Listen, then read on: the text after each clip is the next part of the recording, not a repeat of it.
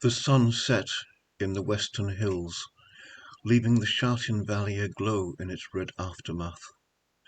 And as its lights faded, the street lights came on, as did the lamps that stood on the promenades that ran along the Xingwen River.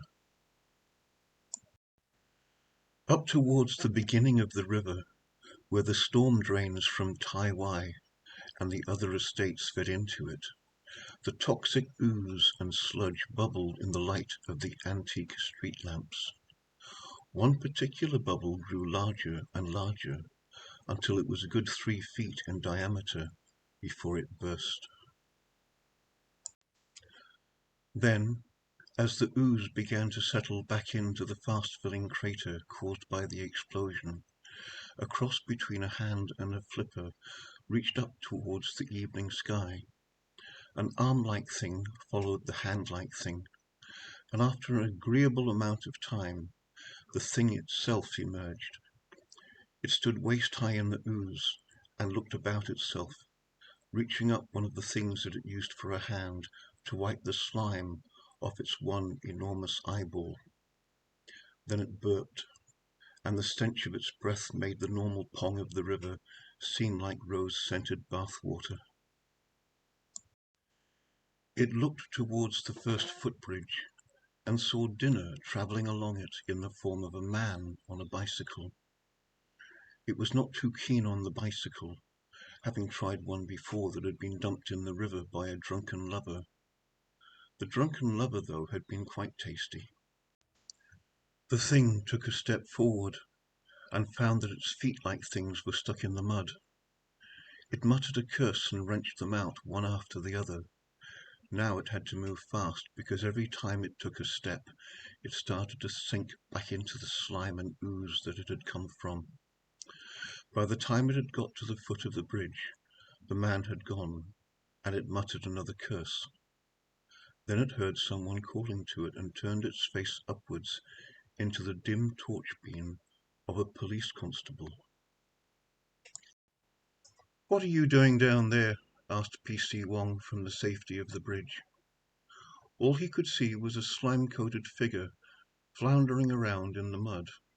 Must be another drunken lover, P.C. Wong thought to himself. They were forever bringing their lady friends down here, discovering that they wouldn't cooperate, getting drunk and throwing their bicycles in the river. How it made them feel any better he did not know, but it happened all the time. Then another thought occurred to him. This man might not be another drunken lover. He might just be a drunken illegal immigrant pretending to be a drunken lover. "All right, you," said Wong as sternly as he could. "Just paddle over there to those steps, and you'd better have an ID card on you." The thing did not have an ID card on it, and in fact was not even sure of what an ID card was.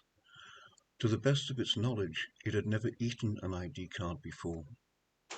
It paddled over as instructed, not the slightest bit put out. It had never eaten a policeman before either, and was looking forward to a new culinary experience. P.C. Wong had come off the bridge and was standing at the top of the steps that led down to the river. He watched the dark figure floundering towards him, and began to wish that the lighting was a bit better. He looked wistfully at his torch and cursed himself for not changing the batteries before starting his beat.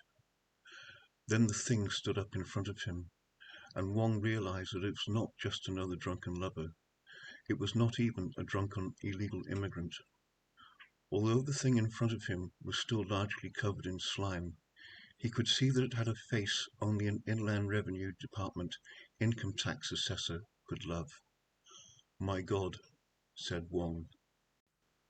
Burp went the thing, and as its breath intoxicated the unfortunate PC, it reached out one of its hand-like things and shoveled Constable of Police Wong into its mouth. When it had finished, it smacked its lips and slowly made its way back to the toxic culvert that it called home, burping happily as it went. It decided that it might give the little boys a miss in the future. There was much more meat on PCs, and though it was hard to tell from just the one experience, they did not appear to scream quite as much. It just hoped that there would be another one around tomorrow night. But then it thought, you know what they say about policemen? There's never one around when you need one.